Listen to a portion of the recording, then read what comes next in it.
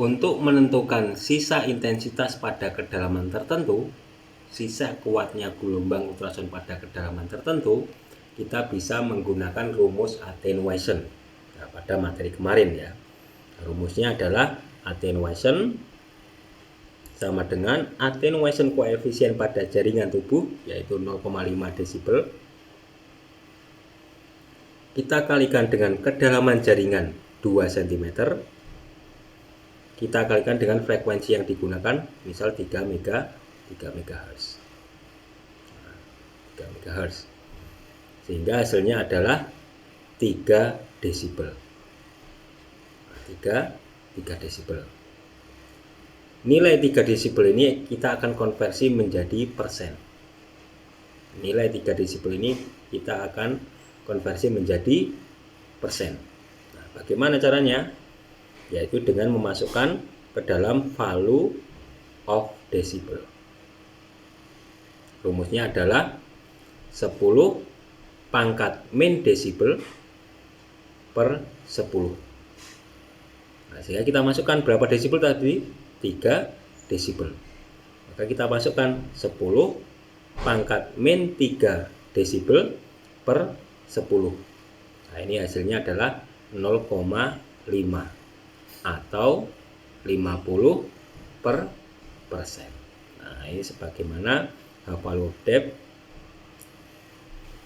Penggunaan 3 MHz kedalaman 2 cm akan tersisa intensitas atau kuatnya gelombang ultrason sebesar 50%. Nah, selanjutnya, nah ini kemarin juga sudah kita bahas bahwa mode ultrason kita bisa setting menjadi continuous atau menjadi pulse. Nah, kalau continuous ini di dalam kurung 100%, artinya dari awal sampai akhir penggunaan ultrason selalu ada gelombang ultrason. Tidak ada fase off-nya, fasenya on terus. Pada penggunaan ultrason pulse 50%, maka 50% on, 50% off. Tidak ada gelombang ultrason. Kemudian penggunaan duty cycle 33%, maka 33% on, 66-nya off. Penggunaan 25%, begitu juga dengan yang 20%. Intinya, semakin kecil duty cycle, semakin kecil persentase duty cycle, maka semakin kecil pula fase on-nya. Semakin kecil fase on, maka semakin kecil pula efek thermalnya. Sehingga penggunaan duty cycle yang kecil, seperti 20%, ini digunakan pada kondisi-kondisi akut. Karena dengan penggunaan duty cycle 20%, hanya 20% fase on-nya, peningkatan suhu jaringan yang diakibatkan oleh ultrason ini semakin kecil. Karena fase on-nya kecil. Ini semakin mengindikasikan aplikasi ultrason pada kondisi-kondisi akut. Sedangkan pada kondisi kronis, lebih dipilih yang continuous. Pada kondisi subakut, kondisi fase akut menuju ke kronis, pada fase subakut dipilih duty cycle 50%. 50% on, 50% off. Nah, selanjutnya, jadi mode ultrason ada continuous dan pulse. Nah, ketika continuous, maka dia 100%. Nah, alias tidak ada fase off-nya, fasenya on terus. Ketika pulse, maka duty cycle bisa kita setting 50%, 33%, 25%, 20%. Nah, di mana duty cycle ini juga ada pulse rasionya. Misal di sini 50%, berarti pulse rasionya 1:1. Nah, ada juga yang menuliskan 50% duty cycle, pulse rasionya 1:2. Nah, ini hanya masalah penulisan. Nah, 25% pulse rasionya 1:3. Ada yang menuliskan 25% duty cycle 1:4. Nah, hanya masalah penulisan dari pulse rasio ini ada dua perbedaan. Ada yang dituliskan seperti ini, ada yang dituliskan 50% 1:2, bukan 1:1. Tapi itu tidak masalah dalam perhitungan dosis. Nah, karena kita akan menggunakan nilai dari duty cycle ini, kita bisa menggunakan untuk menghitung dosis. Oke, kemudian efek atau pengaruh pada ultrason, pengaruh atau efek yang diberikan ultrason ini ada dua efek. Ada efek thermal dan ada efek non thermal. Oke. Di sini dikatakan in thermal mode, ultrasound will be most effective in heating the dense collagenous tissue and will require a relatively high intensity. Nah, pada penggunaan ultrasound untuk memanfaatkan atau mengoptimalkan efek thermal, maka ultrasound ini akan lebih efektif ketika dipaparkan pada jaringan yang molekulnya padat. Contoh, kalau pada otot, maka otot ini kan ada muscle belly, perut otot, dan ada tendon ya. Nah, di mana muscle belly dan tendon ini mempunyai kerapatan molekul yang berbeda. Di tendon, molekulnya lebih rapat dibandingkan di perut otot. Di tendon, kerapatan molekulnya lebih rapat dibandingkan yang di belly muscle, di belly otot. Nah, sehingga peningkatan thermal akan optimal didapatkan pada tendon dibandingkan di perut ototnya. Nah, sehingga gangguan-gangguan otot khususnya pada tendon ini lebih cepat mendapatkan atau lebih optimal mendapatkan efek thermal dibandingkan gangguan pada perut ototnya. Nah, kemudian diperlukan pula intensitas atau kuatnya gelombang ultrasound yang tinggi untuk mendapatkan atau mengoptimalkan efek thermal.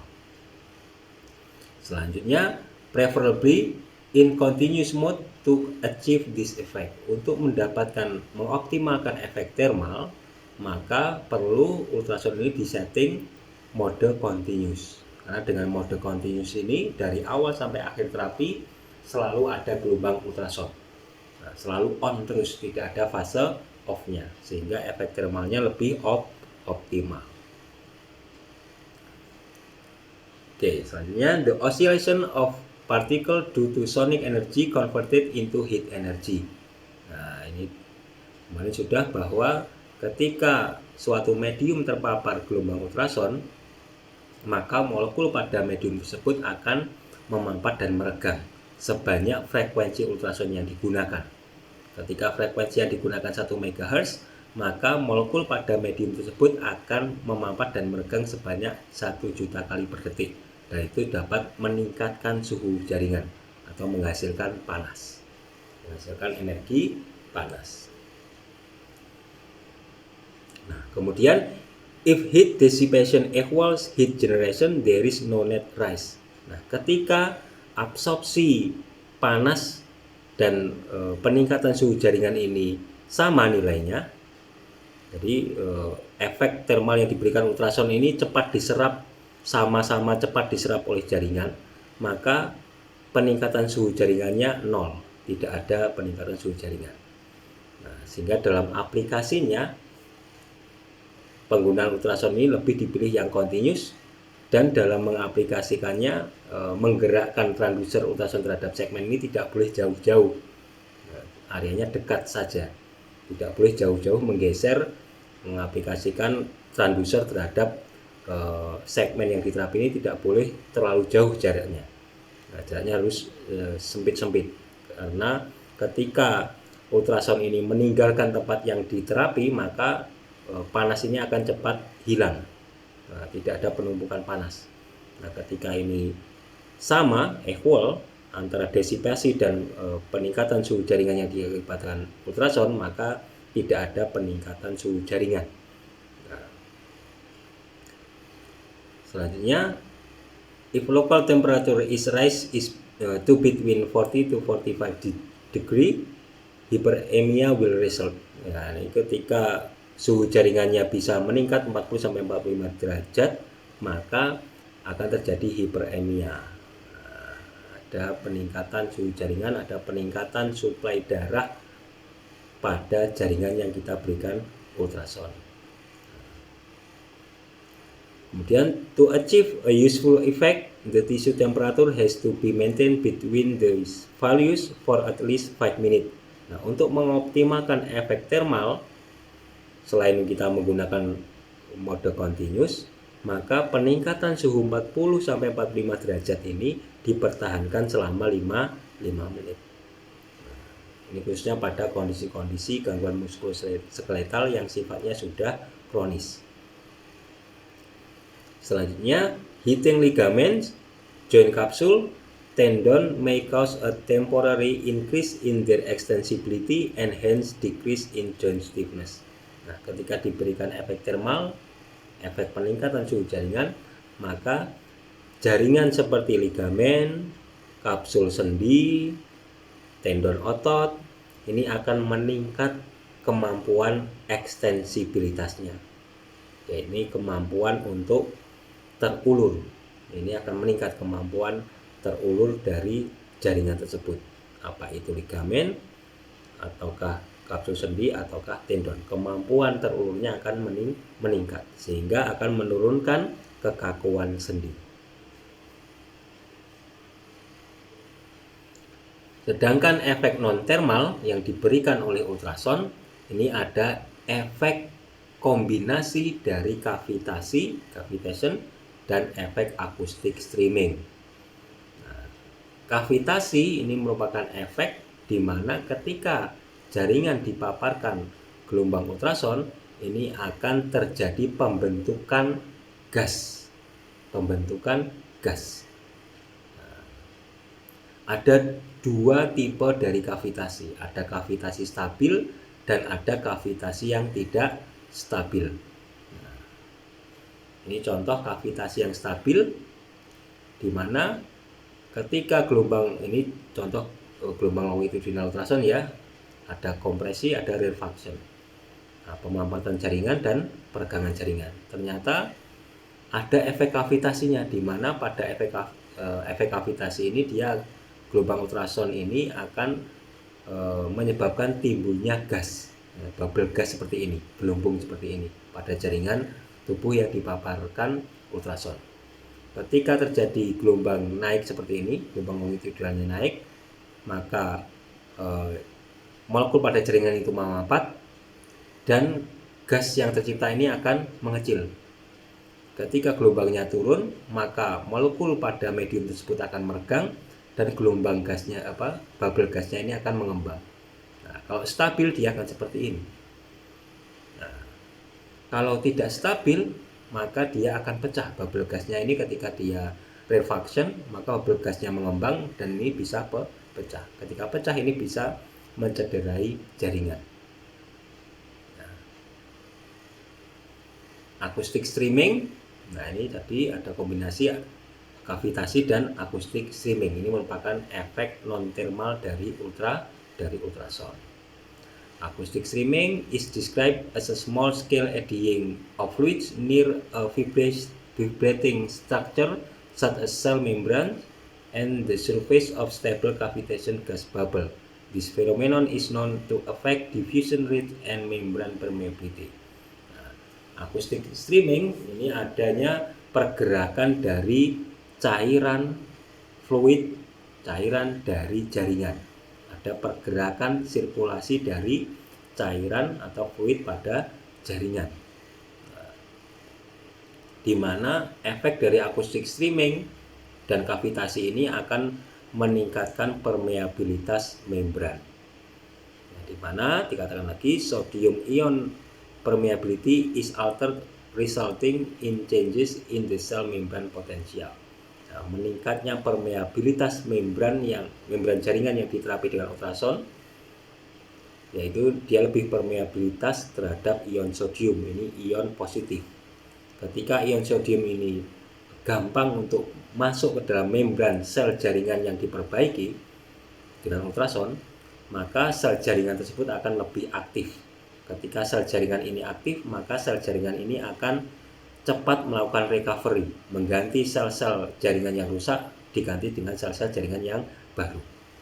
Nah, begitu juga tidak hanya ion positif sodium saja yang masuk ke dalam membran sel saraf ke dalam sel membran jaringan yang diterapi, sel membran kulit otot misal, maka tidak hanya sodium saja tapi juga ada kalsium ion. Kalsium ion ini juga potensial positif. Dia akan meningkatkan kinerja dari sel jaringan yang dipaparkan ultrason, sehingga proses recovery jaringan akan menjadi lebih cepat.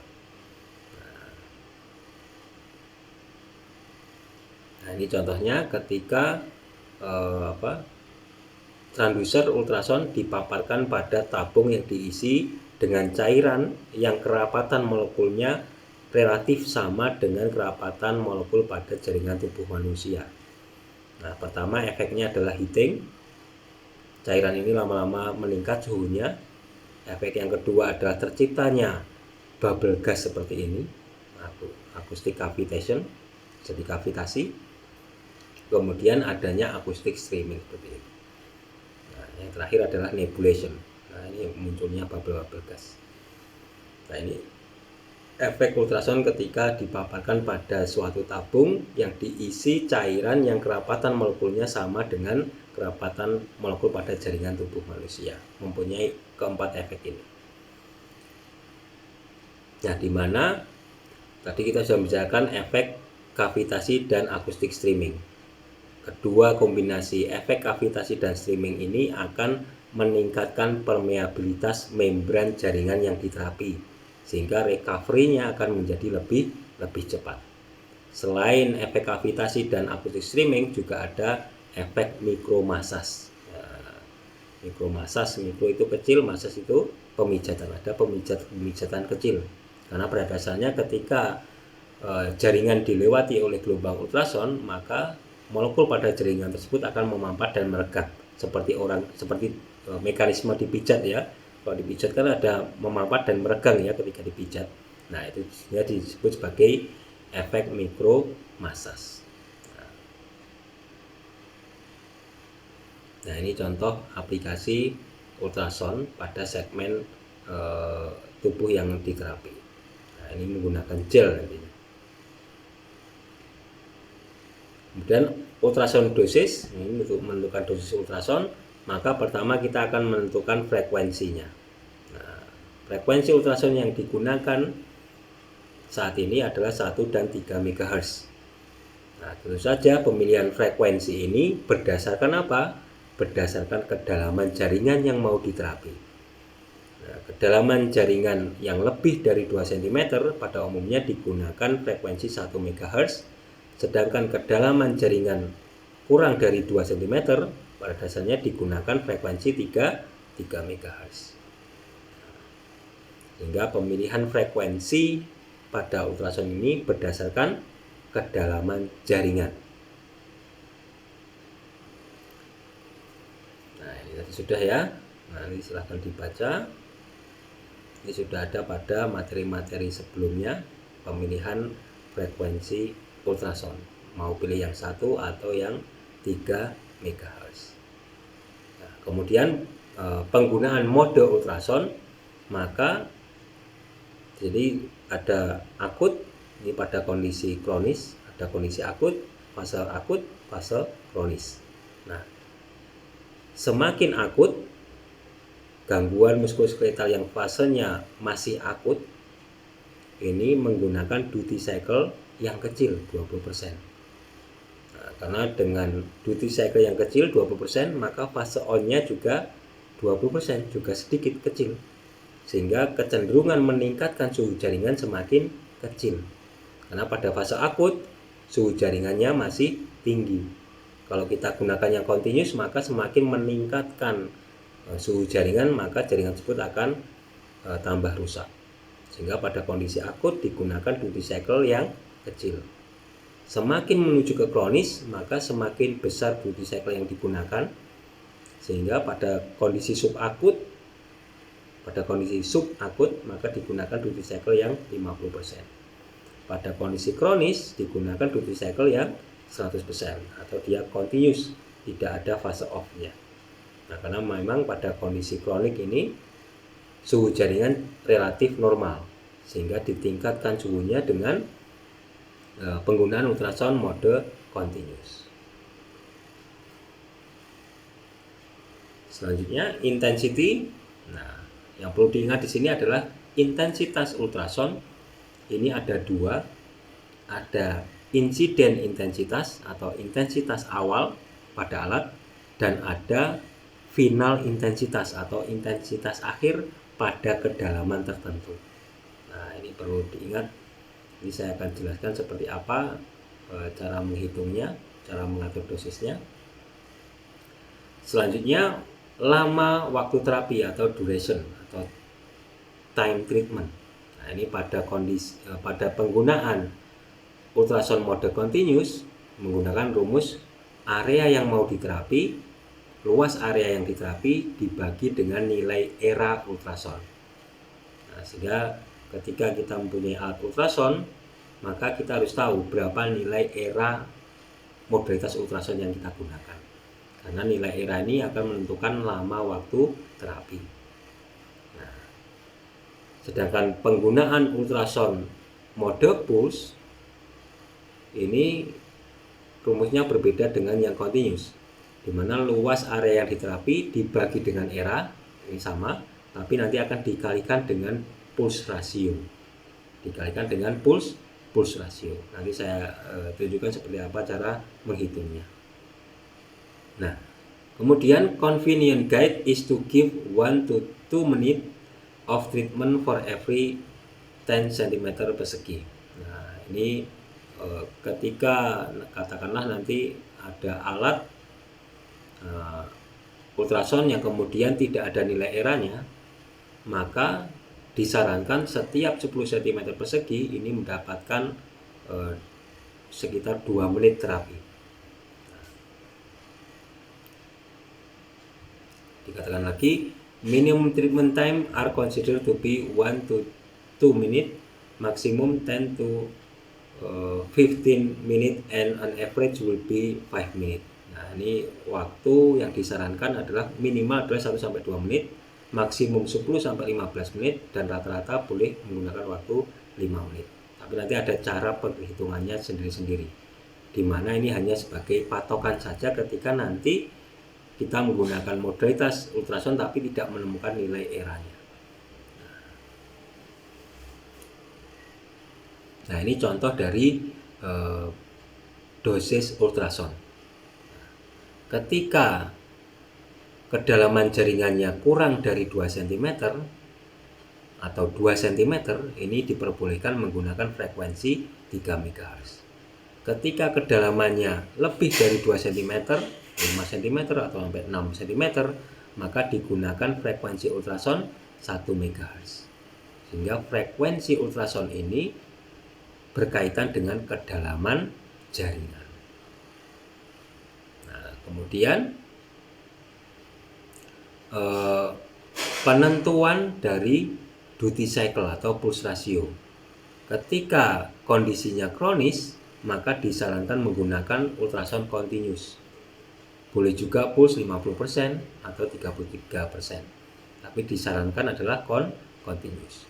Ketika kondisinya subakut, maka disarankan menggunakan duty cycle atau duty factor 25%, 33% atau 50%. Ketika kondisinya akut, maka disarankan penggunaan duty cycle atau duty factor 20% atau 25%. Nah, ini penggunaan dari mode ultrasound, mau pulse atau continuous. Kalau pulse berapa duty cycle-nya sudah diatur dalam dosimetri. Kemudian yang terakhir adalah intensitas. Nah, ini intensitasnya. Pada kondisi akut, intensitas kuatnya gelombang ultrasound yang digunakan untuk menerapi, yang perlu atau yang butuh dipaparkan pada jaringan yang lesi. Jaringan yang lesi yang mana? Ototnya, bukan lemaknya ya. Nah, pada kondisi akut, maka intensitas yang disarankan adalah 0,1 sampai 0,3 watt per cm persegi. Pada kondisi subakut, 0,2 sampai 0,5 watt per cm persegi. Pada kondisi kronik yang disarankan 0,3 sampai 0,8 watt per cm persegi. Intensitas atau kuatnya gelombang ultrasound ini dipaparkan pada jaringan yang lesi.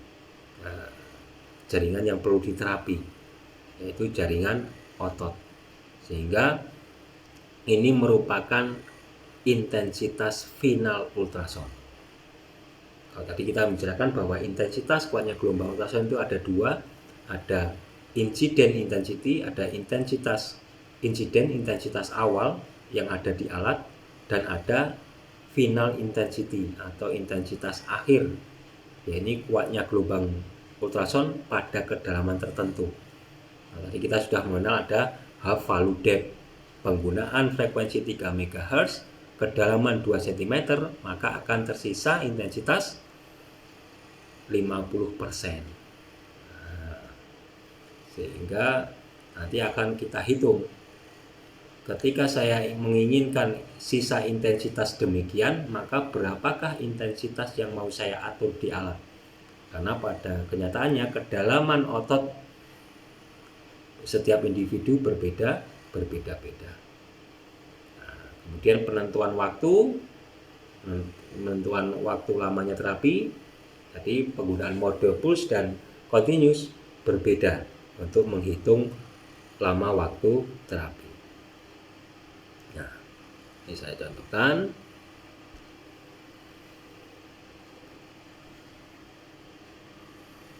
Oke, tadi kita akan membicarakan tentang intensitas ya. Nah, ada intensitas incident intensity, dan ada final intensity.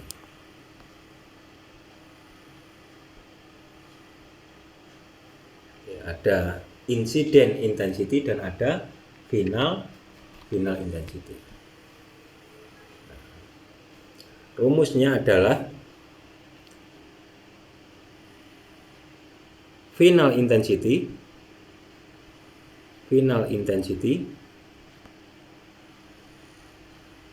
sama dengan incident intensity dikali dengan value of decibel.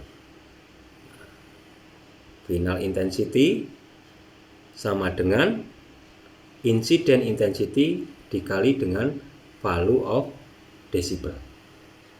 Nah, contohnya, ketika ada pasien datang kemudian mengeluhkan ada segmennya yang nyeri, maka pertama yang kita lakukan adalah mengukur kedalaman jaringan yang mau kita terapi. Karena ultrasound ini menerapi ototnya, gangguan otot, padahal di atas otot ada lemak. Sehingga kita harus tahu kedalaman ototnya berapa. Nah, kita ukur kedalaman ototnya. Nah, misal kedalaman ototnya adalah 0,5. Misal kedalaman jaringannya adalah 0,5. Nah, 0,5 cm. Kemudian berapa frekuensi yang kita gunakan? Nah, ketika kedalamannya kurang dari 2 cm, maka disarankan menggunakan frekuensi 3 MHz. Nah, hanya mengetahui kedalaman jaringan yang akan diterapi dan frekuensi yang kita akan gunakan, hanya mengetahui dua hal ini, maka kita bisa menentukan attenuation. Berbekal dua informasi ini, kedalaman jaringan dan frekuensi yang kita gunakan, kita sudah bisa mengetahui attenuation. Nah, berapa attenuationnya? Nah, kita bisa menghitung. Attenuation sama dengan nilai attenuation coefficient 0,5 desibel kita kalikan dengan kedalaman jaringan 0,5 cm, kita kalikan dengan frekuensi yang kita gunakan, yaitu 3 MHz. 3 MHz ya. Nah, hasilnya adalah berapa ini? 0,75 desibel. Nah, nilai desibel ini kita konversi menjadi per persen. Nah, sehingga kita masukkan ke dalam rumus value of decibel. Value of decibel. Seperti apa? 10 pangkat min desibel per 10. Berapa nilai desibelnya tadi? 0,75. Nah, sehingga kita masukkan saja 10 pangkat min 0,75 per 10. Nah, ini hasilnya adalah 0,84 atau 84%.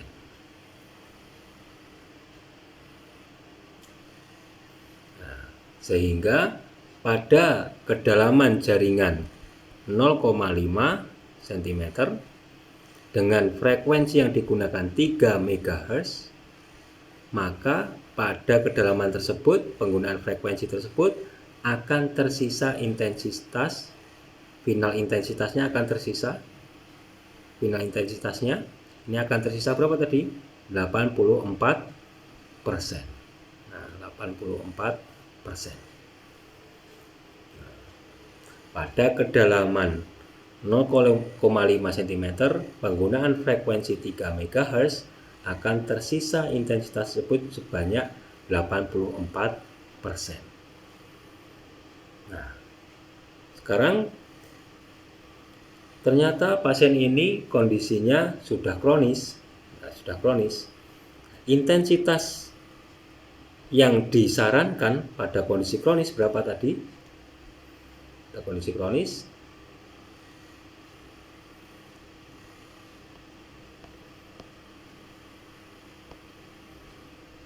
ini pada kondisi kronis yang disarankan adalah 0,3 sampai 0,8 watt per cm persegi.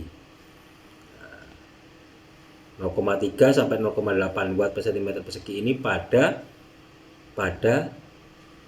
area atau jaringan yang diterapi. Kita menerapi otot bukan lemaknya ya. Sehingga kita perlu tahu kedalaman jaringan ototnya tadi. Misal saya pilih intensitasnya tadi disarankan 0,3 sampai 0,8 watt per cm persegi. Misal intensitas yang mau saya gunakan pada otot adalah 0,8 watt per cm persegi. Nah, sehingga saya akan menghitung ketika saya menginginkan kuatnya gelombang ultrason atau intensitas ultrason 0,8 watt per cm persegi ini sampai ke otot, maka berapakah intensitas kuatnya gelombang ultrason yang perlu saya setting pada alat. Nah, sehingga kalau saya ilustrasikan, misalnya ini adalah ultrasonnya, kemudian ini ada jaringannya, yang saya terapikan ototnya ya, bukan lemaknya ya. Nah, ini ke dalam ototnya 0,5 tadi, 0,5 cm. Intensitas kuatnya gelombang suara yang disarankan pada kondisi kronis untuk menerapi otot ini adalah berapa tadi? 0,3 sampai 0,8 watt per cm persegi. Nah, saya pilih misal adalah 0,8. Saya ingin kuatnya gelombang ultrason ini sampai ke otot sesuai dosis, yaitu 0,8 watt per cm persegi. Nah, ini adalah final intensitas. Nah, kira-kira dengan penggunaan frekuensi 3 MHz ultrason ini, maka berapakah intensitas atau insiden intensitas yang bisa saya setting agar pada kedalaman 0,5 cm akan tersisa 0,8 watt per cm persegi sesuai dengan dosisnya. Nah, sehingga akan dihitung seperti ini. Final intensitas sama dengan insiden intensitas pada alat dikali dengan value of decibel. Nah, final intensitas yang disarankan tadi 0,3 sampai 0,8. Saya pilih 0,8 watt per cm persegi. Kemudian insiden intensitasnya pada alat saya belum tahu.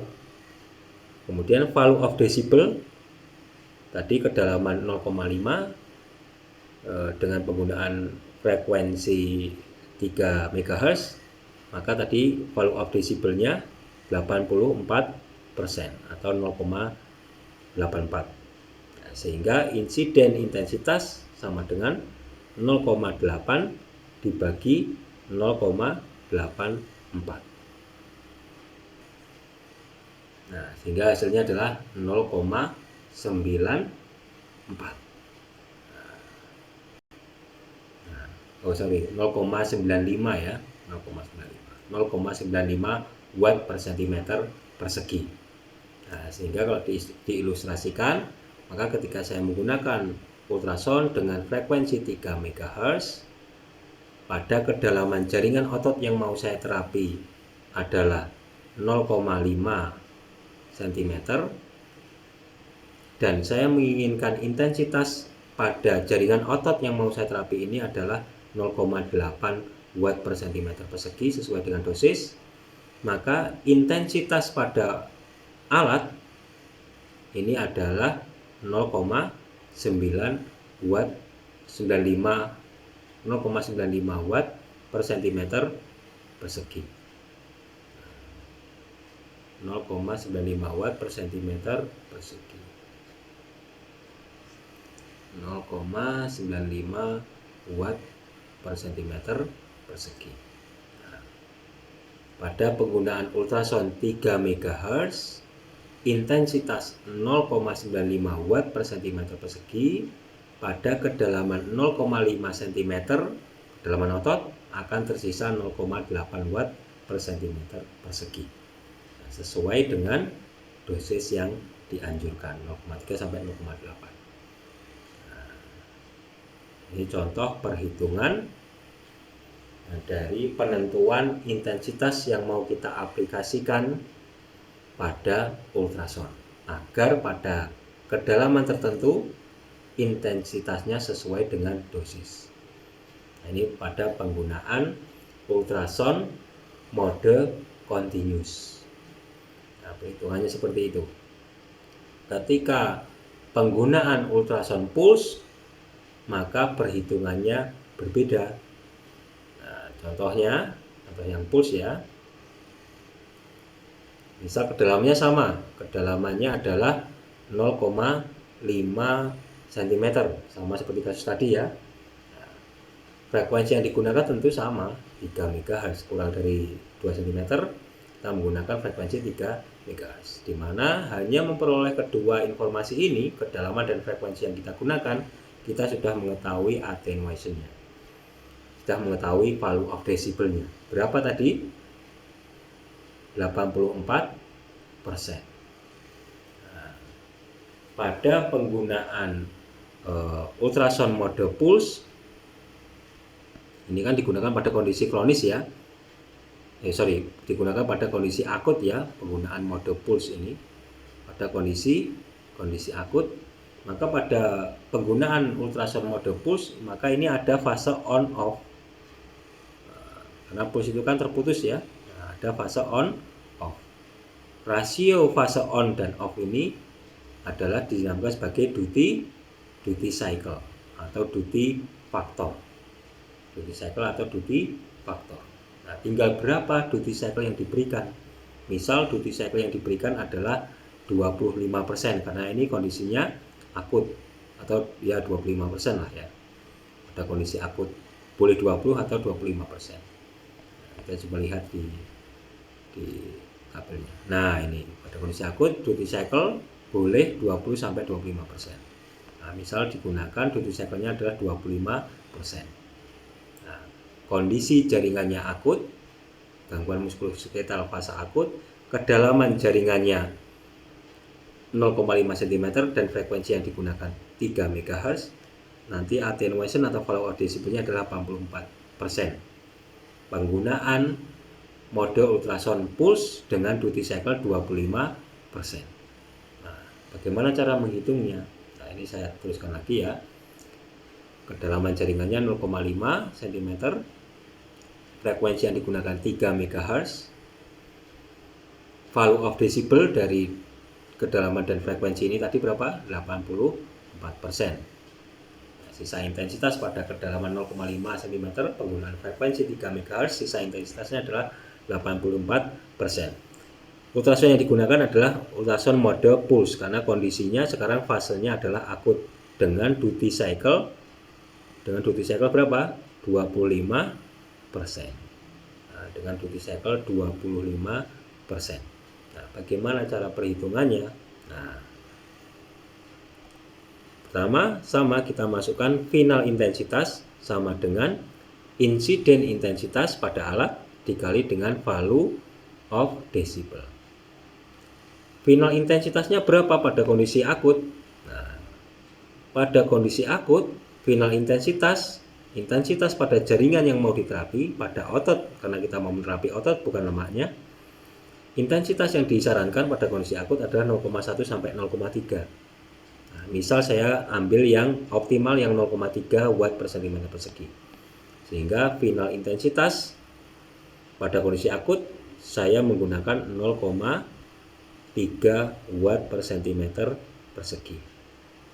Kemudian insiden intensitas pada alat saya belum tahu, dan value of decibelnya tadi adalah 84%. Kedalaman 0,5 cm dengan penggunaan frekuensi 3 MHz.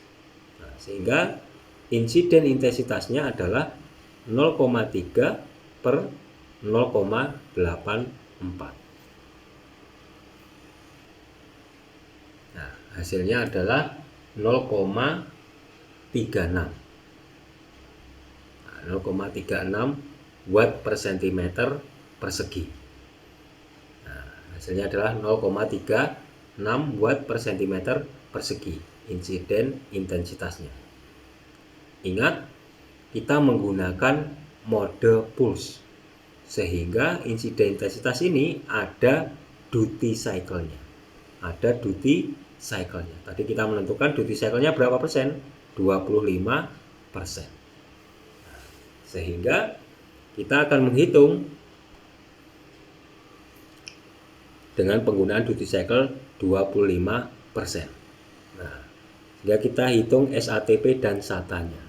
Nah, sehingga SATA yang dikeluarkan oleh transducer sama dengan SATP pada alat dikalikan dengan duty cycle. Nah, SATA yang kita gunakan tadi adalah 0,36 hasil perhitungan tadi ya, 0,36 watt per cm persegi. Nah, yang dikeluarkan transducer sama dengan SATP pada alatnya, kita mau mencarinya, dan dikalikan dengan duty cycle-nya tadi berapa persen? 25%. Sehingga intensitas pada alat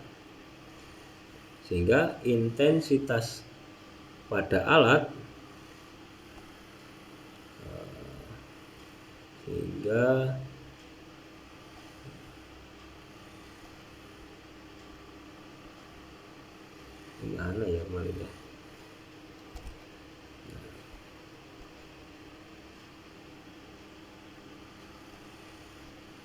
Nah, sehingga intensitas pada alat akan kita tentukan. Tadi saya ulangi ya, SATA sama dengan SATP dikali dengan duty cycle. SATA yang kita inginkan tadi adalah 0,36 watt per cm persegi. Nah, kalau tidak tahu SATA dan SATP silahkan belajar pada materi sebelumnya. SATA-nya yang kita tentukan tadi adalah 0,36 watt per cm persegi. Nah, SATP yang akan kita cari dengan penggunaan duty cycle 25%. Nah, penggunaan duty cycle 25%. Maka SATP intensitas yang akan kita setting di alat sama dengan 0,36 watt per cm persegi dibagi 0,25. Hasilnya adalah 1,44 watt per cm persegi. Hasilnya adalah 1,44 watt per cm persegi. Nah, sehingga kalau saya ilustrasikan dengan alat ultrason, ini ultrasonnya, ini transdusernya. Nah, ini jaringannya diterapi, kedalaman jaringan 0,5 cm. Nah, intensitas pada otot yang mau diterapi, jadi saya gunakan yang 0,3 watt per cm persegi. Nah, frekuensi yang digunakan ultrason adalah 3 MHz. Nah, kemudian intensitas yang digunakan ultrasound tadi ketemu berapa? 1,44 watt per centimeter persegi dengan penggunaan ultrasound mode continuous dengan duty cycle 25%. Nah, intensitas 1,44 watt per centimeter persegi ini dengan duty cycle 25% ini akan dikeluarkan gelombang ultrasound sebanyak 0,36 watt per centimeter persegi. 0,36 watt per centimeter persegi yang dikeluarkan oleh transducer ini menembus 0,5 cm akan tersisa 0,3 watt per centimeter persegi. Sebagaimana dosis yang dianjurkan pada kondisi akut. Nah, ini cara perhitungannya. Karena pada penggunaan ultrasound pulse maka ada duty cycle. Maka SATP pada penggunaan pulse dan SATA ini berbeda, di mana SATP lebih tinggi daripada SATA-nya. Nah, nanti silahkan untuk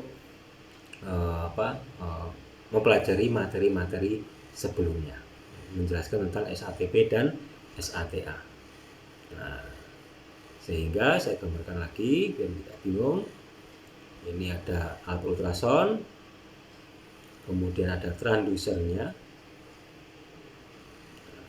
Ketika saya menggunakan ultrasound pulse dengan intensitas 1,44 watt per centimeter persegi dengan menggunakan mode pulse duty cycle berapa?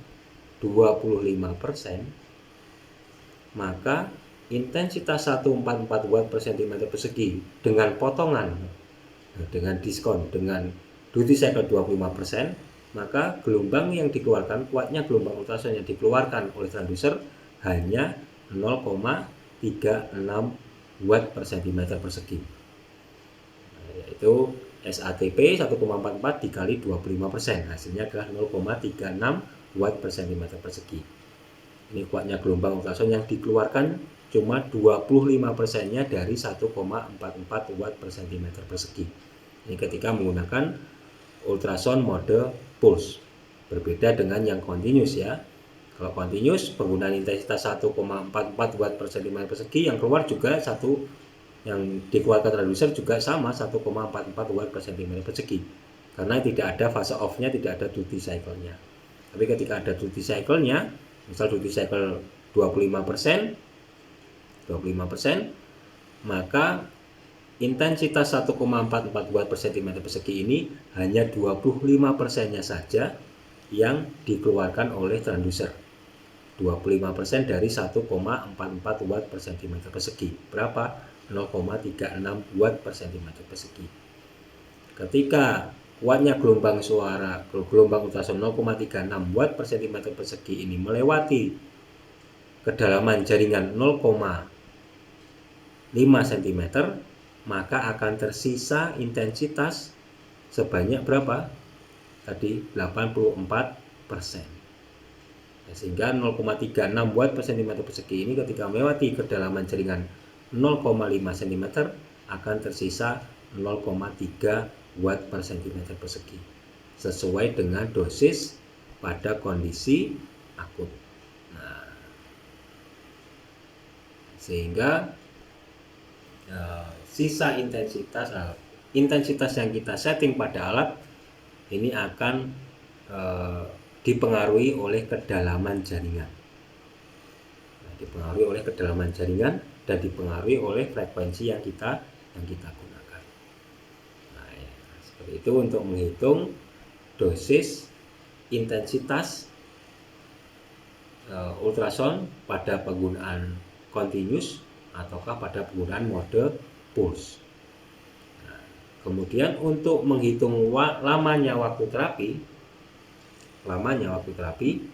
maka ketika kita menggunakan ultrasound mode continuous, maka rumusnya adalah luas area yang diterapi dibagi dengan luas era ultrason. Nah, luas era ini setiap modalitas ultrason berbeda-beda. Nah, ini efektif radiating area, area yang efektif terjadinya gelombang longitudinal. Nah, kalau ultrason kita di lab, ini nilai eranya adalah 4,4 cm persegi. Sehingga ketika kita menggunakan ultrason continuous, maka untuk menghitung lama waktu terapi adalah luas area yang diterapi, misal 10 cm persegi, dibagi dengan luas eranya. Luas era pada modalitas ultrason di lab kita adalah 4,4 cm persegi. Sehingga akan ditemukan yakni 2,3 menit. Nah, 2,3 menit. Ini lamanya waktu terapi ketika menggunakan ultrason mode continuous. Nah, kalau menggunakan ultrason mode pulse, maka rumusnya adalah mode pulse ya, mode terputus, intermittent. Maka rumusnya adalah luas area yang akan diterapi dibagi dengan era, sama seperti continuous, tapi ini dikali dengan pulse ratio. Karena kita tahu tadi ada duty cycle.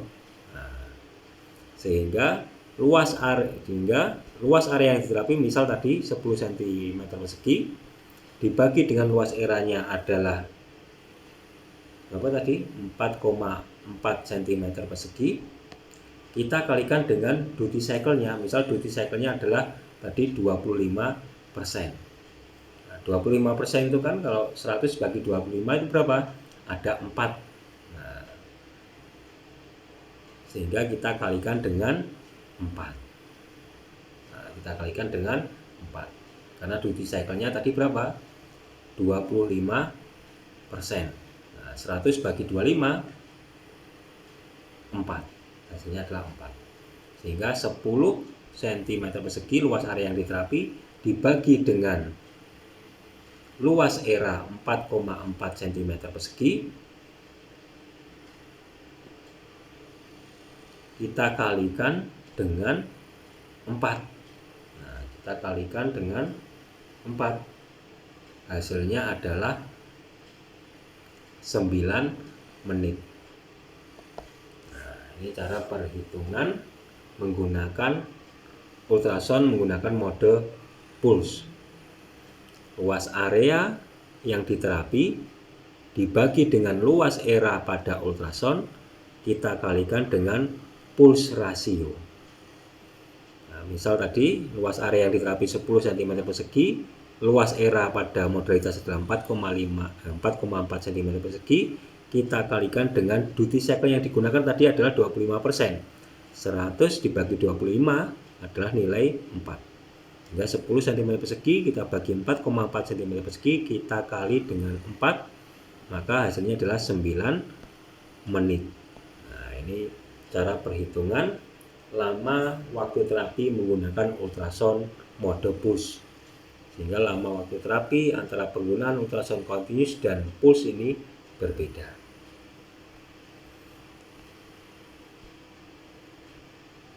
Oke, saya kira sampai di sini untuk materi kita. Ini untuk materi teori sudah selesai. Untuk pertemuan selanjutnya kita akan melakukan kuliah praktek di lab elektro. Saya kira demikian untuk materi kita hari ini. Saya akhiri. Wassalamualaikum warahmatullahi wabarakatuh.